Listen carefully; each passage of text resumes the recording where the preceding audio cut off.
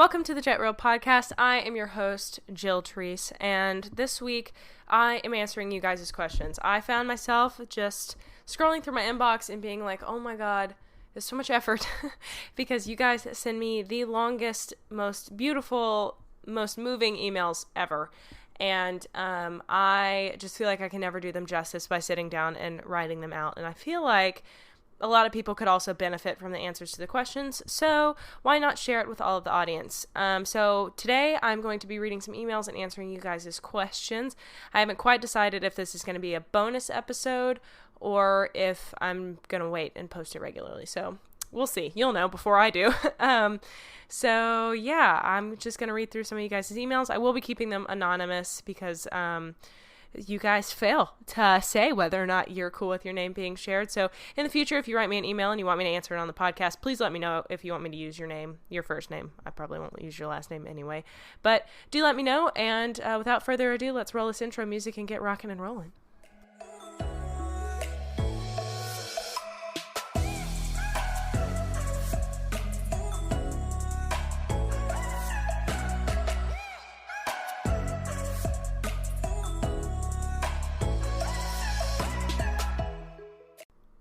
Alrighty guys, I am back and have some emails pulled up. So, I've done this sort of podcast episode in the past. Oop, my mic is twisted. Forgive me for touching it. It's still twisted. What the heck are you doing, my dude? Okay, I think I got it fixed. Sorry about that. There might be some pauses. I apologize. I will try and move as quickly as humanly possible. But I am going to read some of these emails and discuss some questions with you guys. So, because I feel like a lot of people have some doubled questions, so why respond to an email where one person gets the answer and they get 7 more emails about the same thing? So might as well just go ahead and kill a few birds with some stones. So, first of all, how do you teach backing from the saddle? I want to do it without putting a ton of pressure on my mare or forcing it. She's very sensitive and I don't want to make this hard for her. On the ground, I would back her by standing in front of her and just saying back while walking towards her. She does just fine with that, but how would I teach this behavior from the saddle? So this is a good question and is revolving around cue transfer, at least in my opinion. I mean, you could shape it from the saddle, but I think a cue transfer would be your best bet. Also, disclaimer before I really dive deep into this, I am not a professional and I can only give you advice from my 2 years of experience in working with positive reinforcement and being a big research nerd about it. So I feel like I know more than most, however, not a professional and, can only tell you what I would try. So this person is asking how to teach a horse to back up in the saddle without just getting on and hauling back on their face, the typically traditional way. Most people get on the saddle and, pull and apply leg pressure. And when the horse goes forward, they pull a little harder, and then the horse stops and takes a step back, and then they release. That's usually how it's taught with negative reinforcement and escalating pressure. The horse goes forward, getting the wrong answer, then you apply more pressure, et cetera, et cetera. So how I would teach backing and how I have with Zoe, like when I was working with her in the neck rope, one of the first things I was teaching her was to stop and to back up for obvious reasons. And the neck rope, since she already knew a verbal cue, it was very easy to transfer it to where I could have a physical cue. If I pulled back on the neck rope, she would stop or back up because I paired it with the verbal cue. Zoe's also just smart and, things just tend to click with her sometimes. Just pulling back, even I didn't have to pull very hard, and she wasn't, it wasn't like, all pressure isn't bad. Okay. So, she wasn't, offended by that at all. She was like, oh, okay, stop. And then I get a treat. So, a little more rewarding to have the treat in that instance, I think. However, I think that if you pull back on a horse's mouth until they back due to sheer force and then give them a treat, obviously they're backing because, of the sheer force. But with a little teeny tiny neck rope around her neck, I'm not physically pulling her back, she's responding to a cue. So there is a distinction I'd like to make there. Without being too tangential, let's get back to the point here. So what I do on the ground, it sounds like you, anonymous emailer, have taught your horse that the cue for backing up is walking towards her while you're in front of her.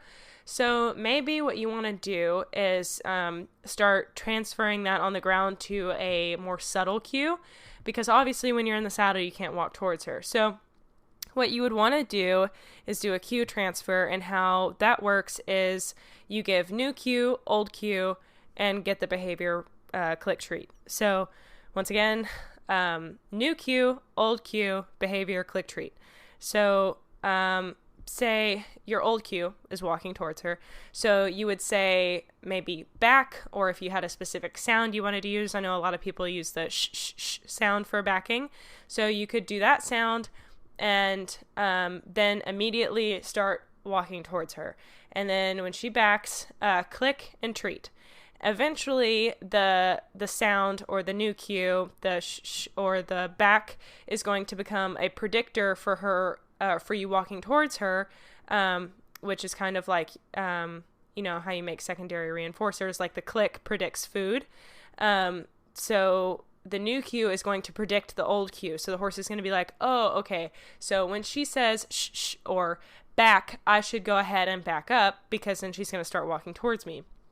Also, I do want to make a note that sometimes the walking towards them can be seen as like an aggressive kind of move. I don't know how you're training it, and your horse can be totally fine with it, but just to be aware, everyone out there, if you're starting to teach your horse how to back, walking towards them can be a little bit of an aggressive thing.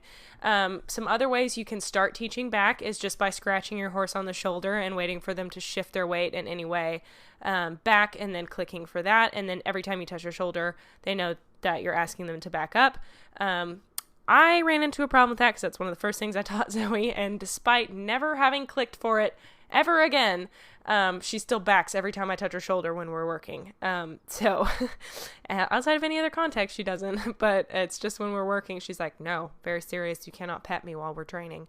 That's fine. So, but, anyway, just something to caution you with. How I have Zoe back up is I stand in front of her and I, lean my body forward. I don't take a step. I just lean forward, and I also say back.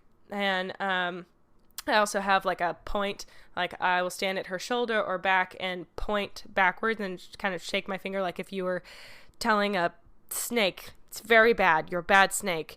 I picked a snake because I hope you're not doing that to children or other animals, because it can be perceived as hitting, but snakes are like, whatever, screw you, I'm a snake. So if you're shaking your finger and you're like, you're a very bad snake, that's kind of how I do it. Just back up, back up, back up. Like an airplane director. Don't know why I felt the need to over-explain that. But those are my cues for backing up. So back and leaning forward, standing in front of her, and the handshaking one. I also can stand behind her, and she'll back up with the cue. So these are things to consider. There are other alternatives, endless amounts of cues. I mean, you could say pineapple and your horse could back up. It's just all dependent on how you train it. But yeah, so you can make that cue transfer, and maybe you can back off walking. Maybe you just take one step in her direction and pause, and when she backs, click and treat. So you can start breaking that down so it's not such an exaggerated walking towards her, and it's maybe you can reduce it down to just a lean forward, and then eventually your cue will work, and just make sure it's very distinct, that you can say it the same way every time. Like back, you say it the same way every time, so it just sounds like a very distinct sound to the horse, and they're like, oh, this is what I need to do. That's why some people go with the sh sh sh sound. It's a very specific sound that is easy to replicate. That's why we warn to be very deliberate with verbal cues, because like hand signals and stuff, those are very easy to replicate because your hand is the same every time, but verbal cues sometimes is a little bit more difficult. But just be sure that you can say it the same way. And when you're, so this is when, sorry, I bumped it. When you want to begin your cue transfer, after you've got it on the ground where she's backing, whenever you give your chosen cue that you can do from the saddle, whether it's touching her wither or her shoulder, or you're saying back, or like whatever your cue is for back, then when you're on her, and sometimes it helps to have another person.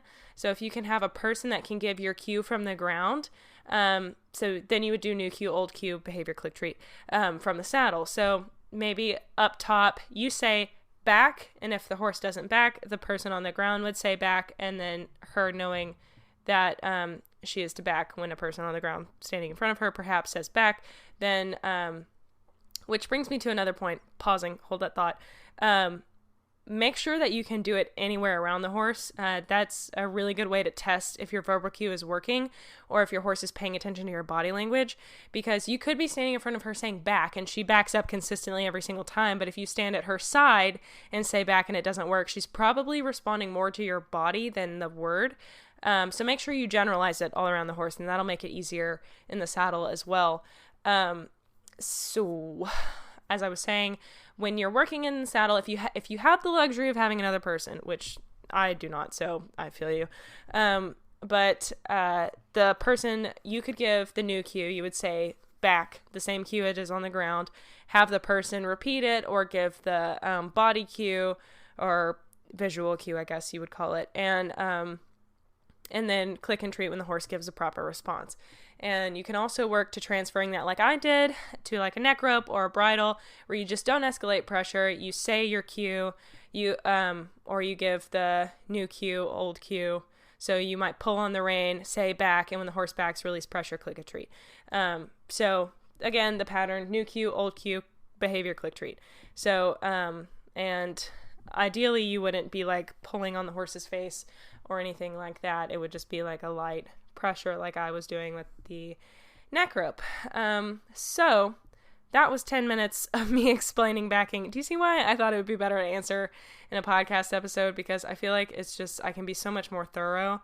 Because I would not have typed all of that in an email. My emails can get pretty long, but I just feel like it's better to do it on the podcast. So moving right along, another email, let me find, okay, so this individual emailed me and said, living in the UK as an adult rider, finally getting to start riding, has always loved horses, but felt like riding wasn't for her because she's uncomfortable with the traditional methods, which is common for new riders, especially. You know, we forget as people that have been riding for a really long time how kind of barbaric equestrianism can seem. I mean, you're getting on an animal, you have a piece of metal in its mouth that you're controlling it with, and you're being told to kick it with your legs, and you're like, I don't want to kick an animal, I wouldn't kick a dog. And you get on a horse, you're told to kick or hit it with a whip, or I can't tell you how many times I've heard trainers say, rip his face off, blah, blah, blah, and I just am like, and you get desensitized to it after a while. As, you know, a young rider, you're like, okay, well, this is what the authority is telling me to do. These people have been riding for years. They must know something I don't. So you get used to it and you get desensitized and you're like, this is just how things are. And eventually you grow to start defending it. That is called reducing cognitive dissonance. You begin to believe, I forget whether that is conformity, compliance. There are different types of believing something that you didn't believe in order to reduce cognitive dissonance, which is a psychology tangent. But essentially, you don't, or you believe in something, somebody tells you the opposite, but you do what they're telling you to do, even though you don't believe in it. So one of two things has to happen. You either have to stop doing what they're telling you to do, or start believing that it's the right thing to do and change your belief. So what do? In the equestrian industry, most of us change our beliefs because we want to keep riding. And that's what we're told to do. Anyway, sorry for the tangent. It's just on my brain. Okay, so felt like maybe riding wasn't for me because I was uncomfortable with the traditional methods of learning to ride. My trainers would tell me to kick it or hit him with the crop, and I felt like so sad. It was not fun. I was worried that maybe I was too old to learn, and maybe it was just too late for me, or that I was the problem, which is also not uncommon. It sucks that we try to like really beat out the compassion in people. Anyway, continuing on her email. So obviously I know the Jet Reel podcast now, and I've been listening to In the Spirit of Horse, which is another podcast, by Mosey Truitt. Her podcast is amazing. I love it also. Anyway, continuing. It's such a relief to have somebody talk about riding and working with horses in a way that feels so right for me. Thank you. Appreciate that. Always good to hear that the podcast is relatable. The problem is that as of writing this email, there are no schools that I can learn this way in the UK. My question is it worth continuing to learn to ride traditionally and keep the idea of one day having my own horse that I can train with positive reinforcement as a sort of light at the end of the tunnel, or should I wait it out, research, save up, and wait until I'm in the position where I can have the time and money to have a horse of my own? Any advice is welcome. Continuing info. Goal is not to show. Just want a buddy for trail rides, though. If I get a horse that loves to jump, that'd be great. Okay. So, yeah. All right, cool. So that is the question, and I get this question a lot, and it's a perfectly reasonable answer. I mean, you aren't comfortable with the traditional training methods. I feel like it would be comparable to being in an area where dog training revolves around pinch collars and being really aggressive with your dog, and you're like, I don't want to train him like that. So, like, what do? I want to learn how to train my dog, but I don't want to do it that way. Not technically a super accurate comparison because dog training is primarily positive reinforcement these days. But horse training is most certainly not. So my advice to you is, obviously you have two paths here. You could do the latter that you suggested, where you just save and research and learn as much as you can. And that is a fine route to take. The issue is building up muscle memory and the skills to ride a horse. And I'm not saying it can't be done, on your own, but it is very difficult. The alternative is that there are lots of online trainers that are more than willing to help, and you can send videos and have video lessons and critiques. It's never going to be the same as having your coach standing in front of you in real time telling you what they would like to see you do differently. So that's the only con, really, which leads me to the next option. You can explore the barns in your area, which it sounds like you have to some extent, and pick the barn that aligns closest with you. Obviously, it's not going to be perfect because, it's going to be a traditional training scenario. And, hopefully you can find a trainer and be like, look, I respect you as a professional, but I am not comfortable whipping a horse. Just lay out your boundaries and be like, I understand that is just the way it is done, but I'm not comfortable doing it. Is there any way that I can still learn how to ride a horse and be a horseman and practice without doing that? And I'm sure, at least a reasonable professional would be like, yes, we can find you a horse that you don't have to whip. At least I should hope. And you can be upfront and just be like, look, I just want to learn. I know that I am the ignorant party here, but please, can you allow me to learn without doing that? Or if it needs to be done, would you get on the horse and do it? So, there are ways around it. You just have to, it's so hard to be that confrontational. Trust me, I understand. It took me a long time to get there as well, but these days I'm more of the mind to just be like when I'm in a lesson and a trainer is like, on my boss's horse, sometimes I'll go to a trainer and they'll have me whip the horse or whatever, and they're like, give him a whip or a tap on the bum, and I just don't do it. They're like, tap him, and just doesn't do it, and they're like, okay, it's not happening. So yeah, it's such a tricky position to be in. It really is, and I empathize severely.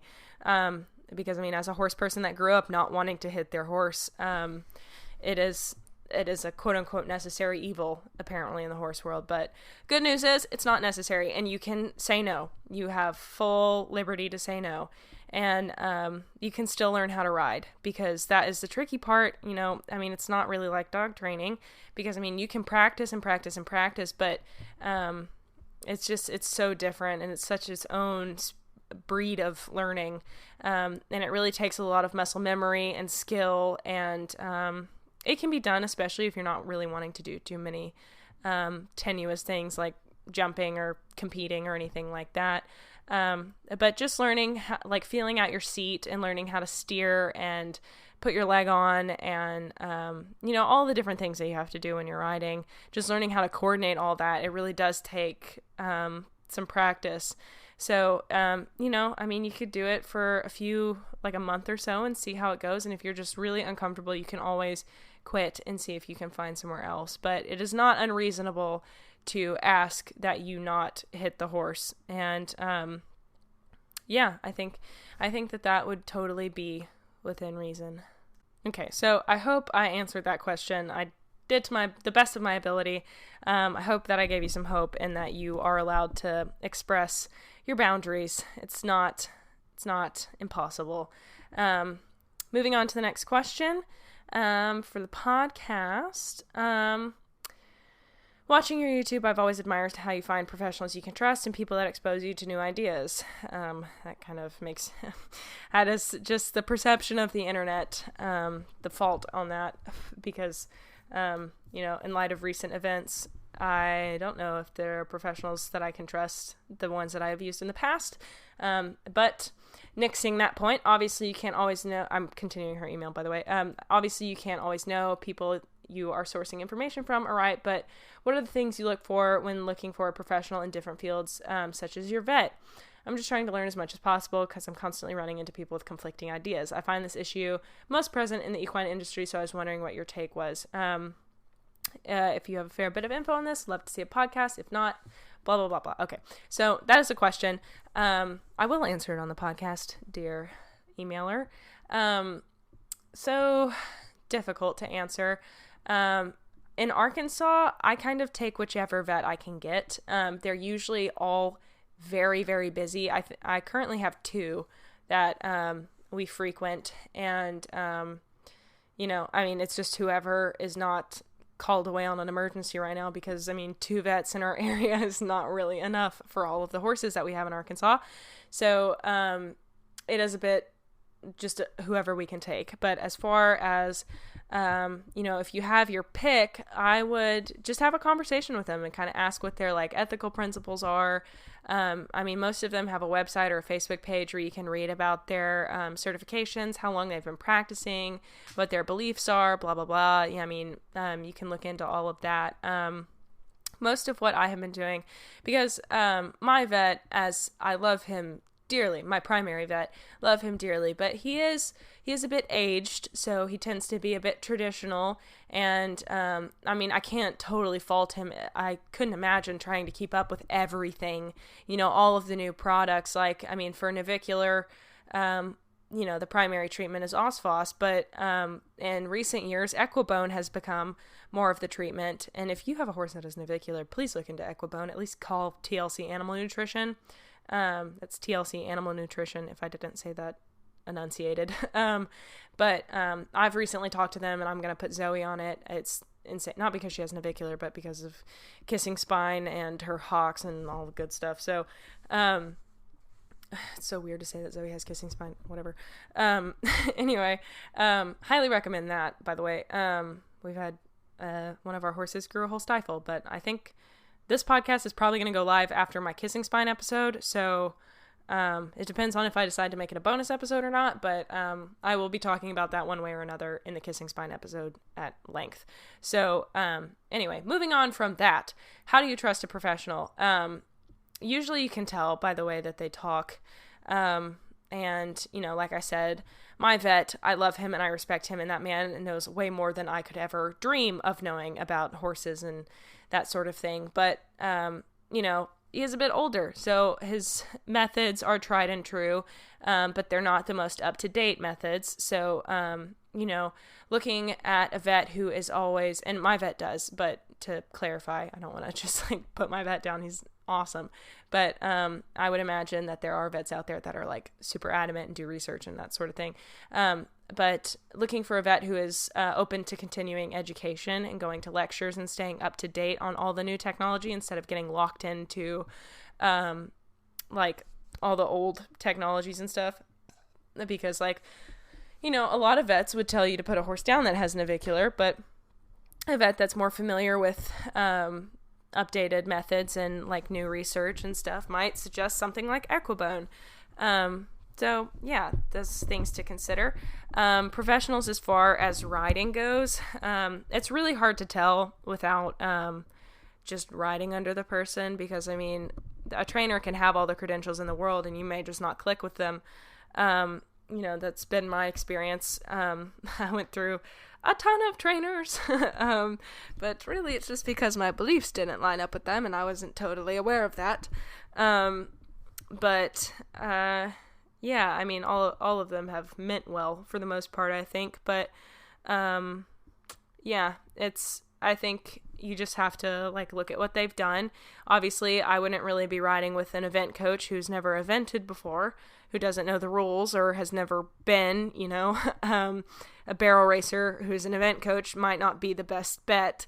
You know, somebody who's experienced in the field, has ridden a bunch of horses. I also probably wouldn't ride under somebody who exclusively rides made horses, quote unquote, you know, somebody who can ride the younger horses and sort out problems, because a lot of trainers are very good at, you know, the basic stuff, but a lot of them aren't fantastic at problem solving. For instance, my trainer, I mean, not to speak ill on her, because I mean, I have no ill will towards her. It's just everybody is where they're at.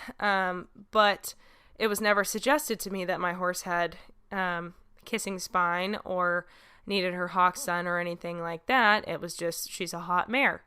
You know, so that ability to problem solve and look beyond calling the horse names is something also to value in an instructor or a clinician. To me now, especially, it would be a red flag, you know, a clinician or a coach being like, oh, well, you know, that horse is just hot, or in order to ride a hot horse, you have to blah, blah, blah, blah, blah. I would hope that we would be looking at some other factors, because horses are generally very peaceful animals. I've said it once, I'll say it again.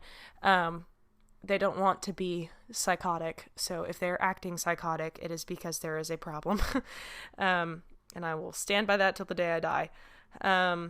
So anyway, yeah, I would just say, look into stuff like that. Also, as far as sourcing information, like right now I am doing, and this is the reason that I'm recording this episode before I record the Kissing Spine episode, even though it'll probably go up after the Kissing Spine episode, is because I'm still doing research. I'm reading studies, like published studies about kissing spine and what the best results of what treatments were. Not Heels Down magazine articles, and while those are very informative, I also want to hear it from the veterinarians that did the studies, and like getting on EBSCOhost and reading them, like .org websites. So looking into research, knowing how to use it, not trusting magazines, and if the magazine gives a reference, reading that reference and cross-checking it, blah, blah, blah, blah, blah. And that's not even always the best way to learn, because lots of those, well, I mean, I don't even know. A lot of the magazines will be like, well, horses have to learn this way because of dominance theory, and dominance theory has been disproven. But a lot of articles say that, you know, you have to dominate them. So, I mean, you really just have to be careful about what you're looking into. So I definitely feel you, emailer, that it is very difficult to know where you can look and find good quality information. But yeah, I think that about covers that question. On to the next. So next email reads, I have a 7-year-old chestnut mare. I've had her for about 9 months. A few months ago, she had the beginning stages of ulcers. We put her on GastroGuard, and she recently was kicking out at my leg while riding. She is constantly angry and rears up when riding. I'm not sure how I should fix this. Maybe you have a suggestion. Okay, first prefacing, I am not a vet nor a professional, nor have I ever laid eyes on this horse, so it is very difficult for me to say for sure. But if I had to take a stab at what could be going on because of the information you have provided, I would say that the ulcers have not been eliminated, and the behavioral or the psychological expectation has not been eliminated either. So if the horse has been diagnosed with ulcers, you can go on YouTube and type in how to palpate a horse for ulcers, or how to check if your horse has ulcers. And there's a DePalo Equine Concepts video with the vet, Dr. DePalo. And he makes a video on how you can palpate and test a horse for ulcers. Follow that. He also has links to his website. And in the comments, like on the caption of his video, and you can go to his website, and they have like a blog, and I believe it's under like digestive health or whatever, and you can read about how to change your horse's diet and things you can do treatment-wise, because a lot of what happens with ulcers is the horses, you treat them with GastroGuard, but they come right back because the horse is on a high sugar food and in a high stress lifestyle. So the only way to fix that is to have the horse have access to 24/7 forage. He needs to have access to grass or hay at all times. I mean, a little bit trickier with, fat foundering horses, but this is a 7-year-old chestnut mare, and I believe I got this same message in a DM that I've read that I haven't had time to answer because this is a heavy topic. And I believe it's an OTDB. Could be totally wrong, but I'm pretty sure it is. Which typically it's hard to founder a thoroughbred usually unless they're fed well, which is often not the case. 24/7 access to forage. They need to be able to be eating at all times. Horses' stomachs are constantly producing acid, and if the horses are not eating, then the acid is tearing up their stomach instead of breaking down food, because they're foragers. That's what they're designed to do. They are designed to graze all day long. So if you're interrupting that process, then you're going to get ulcers. They're also not really designed to have 2 square meals a day, but sometimes it's not preventable, like in my situation. So feeding a really, really low sugar food. Look at the label on your horse's feed, and if the first ingredient is molasses, change feeds. And like we feed Blue Bonnet X Factor right now.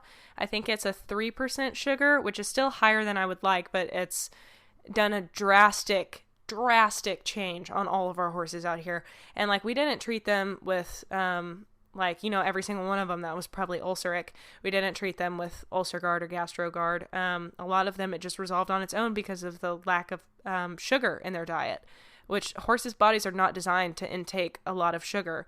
So, a lot of our feeds have 7 to 10% sugar, especially the ones designed for sensitive stomach and ulcer-prone horses have the highest levels of sugar. And if you look at any literature, scientific literature on horses, they're not supposed to be eating that high level of sugar. So reduce it as much as you can, and it will help so much. Also, decreasing the amount of stress the horse is under. If when you're riding your horse, it is a constant battle and the horse is anxious, and like it sounds like it's kicking out at your leg and rearing up, like maybe take it down a notch.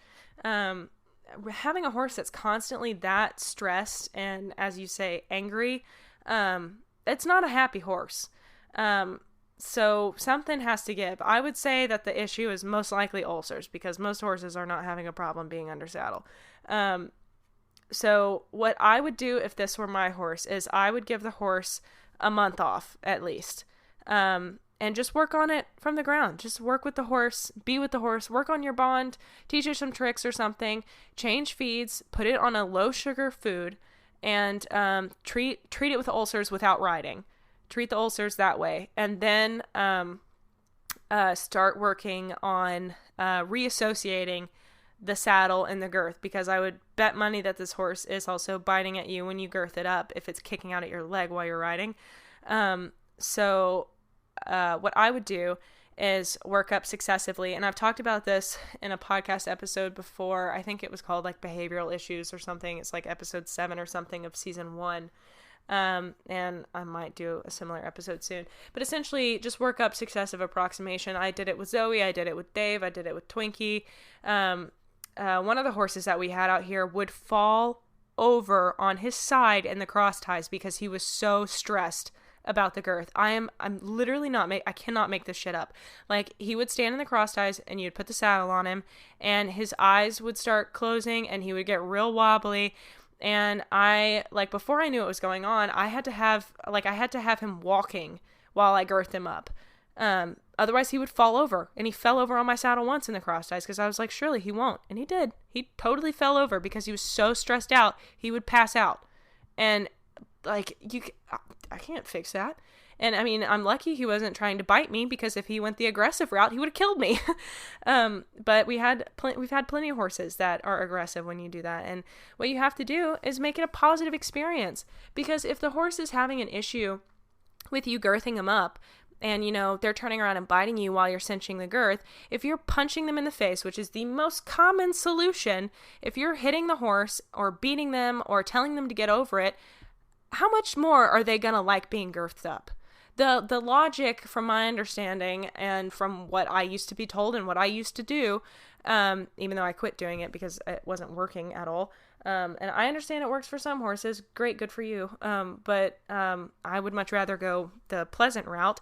But imagine that, somebody's putting a strap around your belly, right in a spot where your stomach hurts really bad, like your ribs are bruised or something, and somebody puts a girth around it, and you say, hey, stop that hurts, and they punch you in the face.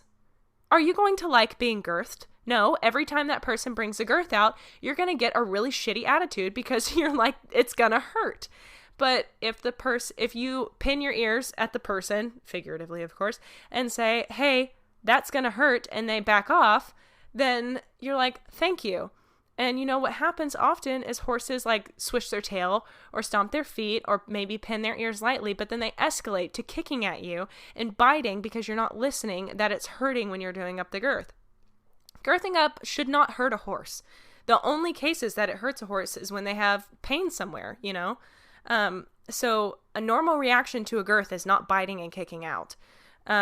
So it should be taken a really hard look at if your horse is kicking out or biting at you. I would really advise you to listen to your horse before someone gets hurt and the horse can stop getting hurt, because it is a really big deal.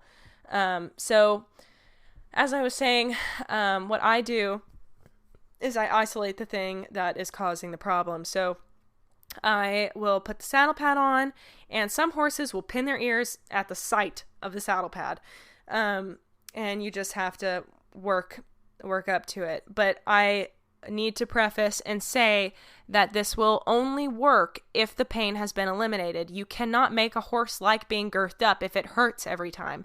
But what we're doing in the training process is, after you've eliminated the issue of the ulcers and the pain, then you have to work through the psychological expectation. So the horse is going to expect it to hurt every time you girth them up.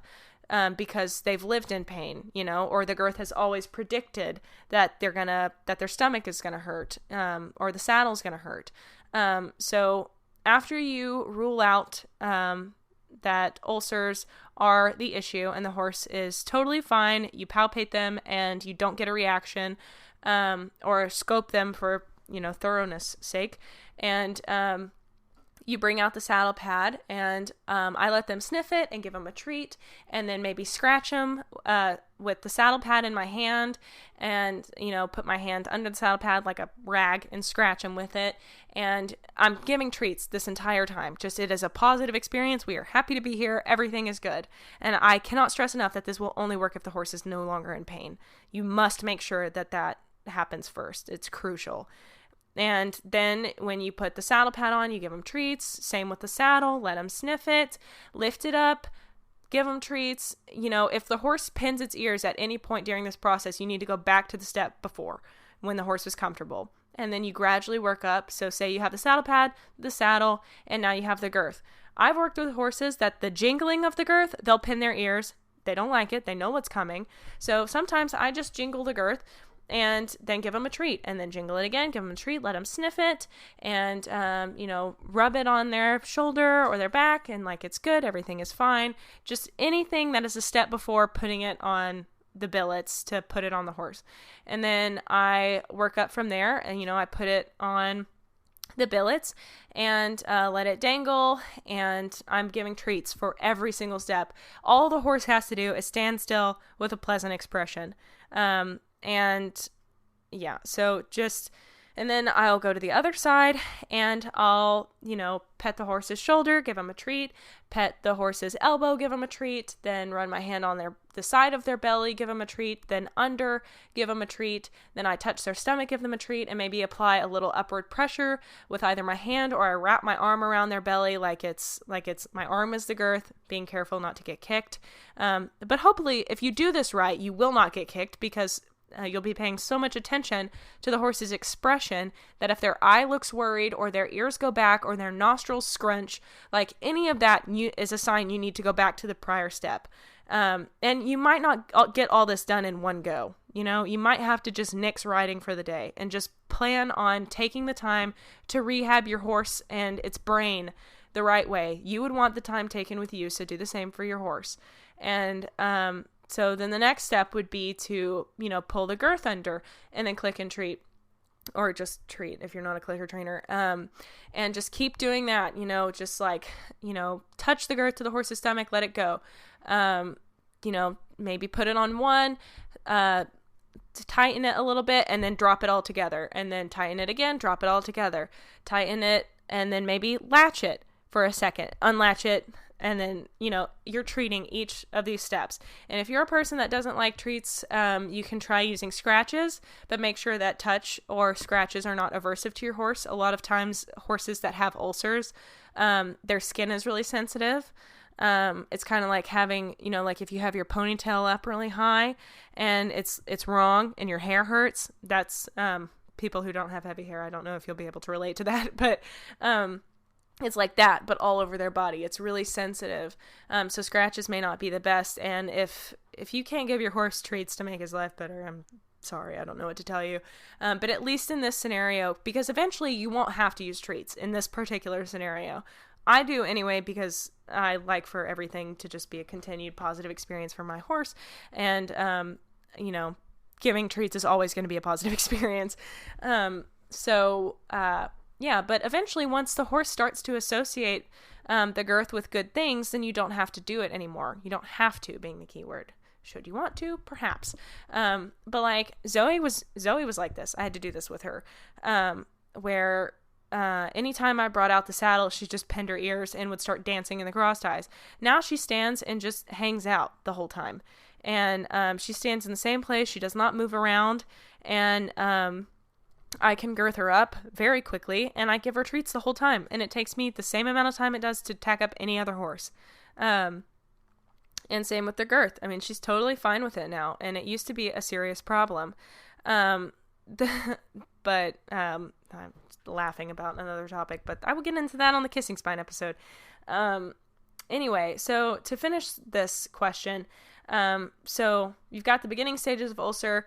What I'm saying, my treatment plan would be at least a month off, do the recommended treatment. I know at least on Ulcer Guard, I'm pretty sure GastroGuard does too, but on the box, it'll have an ulcer eliminating like treatment protocol, and they also have like a maintenance kind of thing, or a situational, like if they're going on the trailer or something. So follow those instructions to a T. Give the horse a month off and work with them on the ground.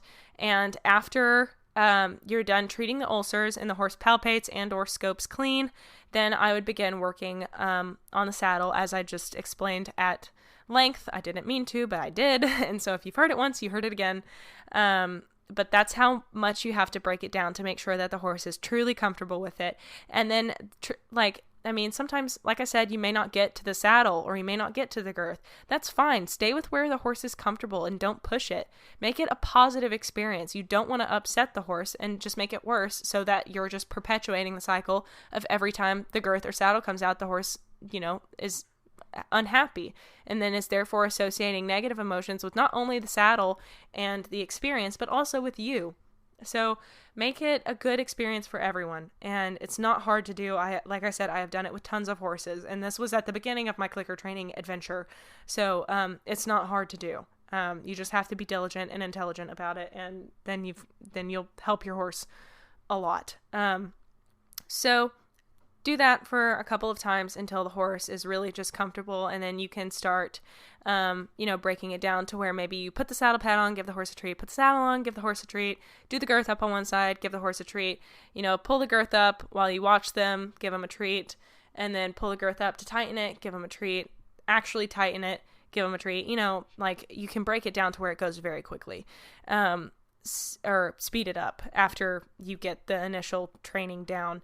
But really what you're doing is counter conditioning. You are taking an original negative association, or a stimulus, which would be the saddle or the girth, and recreating an association. And I'm going to have to do the same thing, with me riding Zoe, because she has kissing spine, and after, I can't ride her right now at all. But after we figure out what we're going to do treatment-wise, which I'm pretty sure I know what I'm going to do, but after we get her treated for it, it's going to be time off, and then once I get back going, I'm going to have to, retrain riding, because it's been so aversive to her for so long. So, and emailer, you may have to do that same thing with your horse.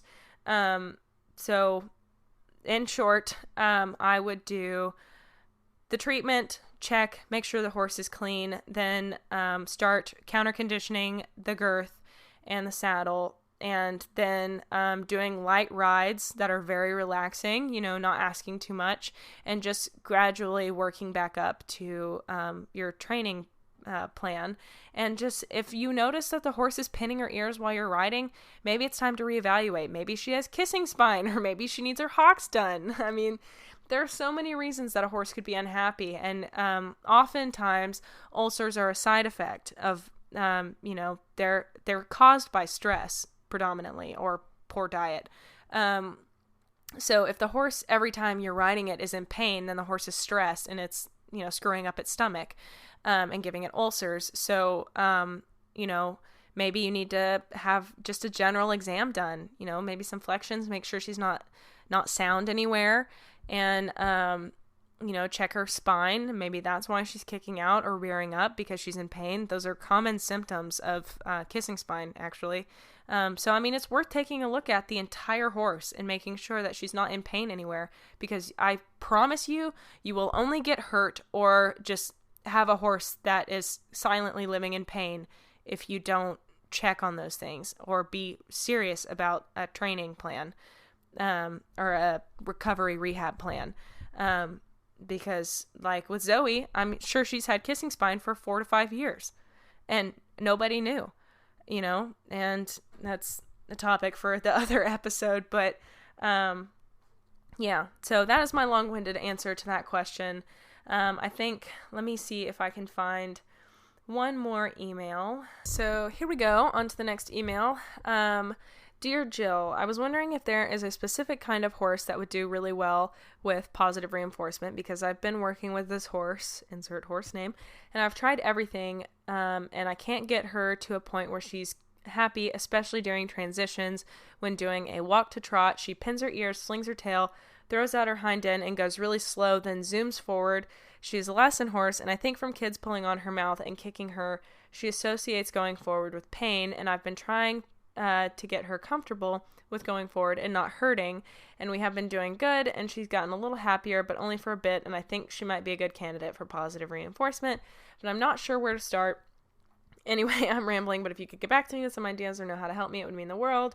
All I want is for her to be happy doing her job and not be in pain. She loves jumping and hadn't done a lot with being with little kids, so I've been doing a lot of jumping with her. She definitely doesn't trust me, so I'm working on that. And with grooming, she tries to kick me and gets really upset. I'm sure it's because little kids, and she was a rescue and got abused, so I think it's the trust thing. But anyway, that's her backstory. Sorry, it was long. Take your time answering. Blah, blah, blah, blah, blah. Yeah, so making sure other email. Sometimes people accidentally send me the same email twice. Oh, I see, it's a PS. Okay. Anyway, yeah. So this email ties in perfectly with the last one. The last question that I just answered. So it sounds like this horse also has an issue going on, because I want to reiterate, horses are not animals that enjoy being aggressive. If you watch horses out in a field, the time that they are happiest is when they are just peacefully grazing. They are not happy when they're pinning their ears and kicking out. That is not the way they want to live. And it's not the way anything wants to live. You don't want to live angry and yelling at people all the time. Horses don't either. So if they're doing it, it's not their demeanor. Something is wrong and it needs to be changed, which you would think would be a no-brainer, but in the equestrian industry, for some reason, it is not. We like to just label that as a personality trait. It's a fundamental attribution error and it's stupid. Sorry to be so frank, but it is. Anyway, so it sounds like, emailer, you are incredibly compassionate and really just want the best for your horse, which is incredible that you're even like asking. And so mad props to you for that. What I would suggest is, like I said, for the other horse is, getting the horse checked out, see if she's got, like, even if there's no like kissing spine or anything like that, she could be back sore. Sometimes horses act like that because their saddle doesn't fit. There are endless amounts of reasons, why horses act like that. It could also be because she's been around a bunch of annoying little kids, for sure. So, I mean, just being a positive influence around her, absolutely, that'll just change over time. But if she doesn't like to be brushed, that is a really good indicator of ulcers. So maybe get that checked out, as well.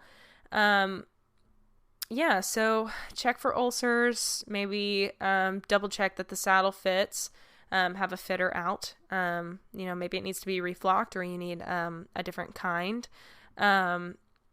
Check for kissing spine or, any back problems. Maybe she's just out, needs to see a chiropractor. There are endless things that you can do. But it sounds like you really, really care about this horse, and it sucks, dude. I am so there with you. It is very difficult to be in this position. I have been going through it for a long time, so I definitely empathize. It is the worst. But yeah, I would definitely have her looked at, and not just assume that it's just her association with kids, and past.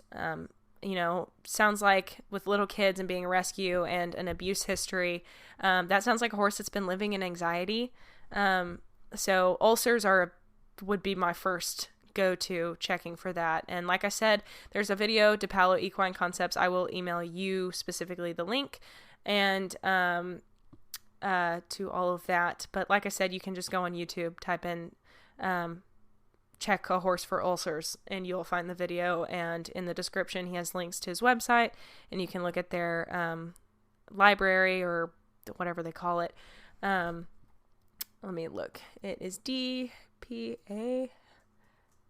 It's DAPA or DEPALO. Oh my god, did I spell that wrong?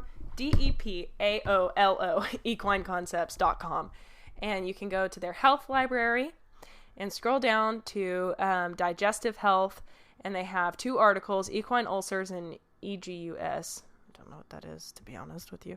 And then ulcer treatment protocol. Both of those articles are absolutely fantastic and worth the read, whether your horse is exhibiting those symptoms or not. It's better that you know, so that if your horse does start exhibiting them, you'll be like, I know exactly what this is. So definitely look into that. And emailer, I will be sending you that info shortly. But yeah, I think at 53 minutes, that is going to wrap up this little Q&A episode. I think I got through all of the emails that I could be, answering on the podcast, and I'll start doing this more frequently because frankly, I would rather spend an hour talking and thoroughly explaining it than spending an hour answering 10 emails poorly. Sometimes it's just easier to explain verbally than it is to type it all out, especially when it can go so many different directions. But yeah, I think that is going to do it. If you have a question that you would like me to answer on the podcast, please explicitly state that you would like me to answer it on the podcast, so that I know, and that'll help me sort it in my brain a little bit better. But yeah, shoot me an email, jetrealpodcast@gmail.com. It's JETEREALPODCAST@gmail.com. And yeah, you can also message me on JetRealPodcast on Instagram. You can shoot me a DM. Please also explicitly state that you would like me to answer it on the podcast, or that I could answer it on the podcast would also help. But if you want me to keep your question private, that's cool too. Just let me know. Beyond that, you can check me out on Facebook, YouTube, Instagram, Twitter at JETEquiTheory. And I will catch you guys next Tuesday for the next episode of this podcast. I hope you enjoyed. Have a safe week, and I'll catch you guys next time.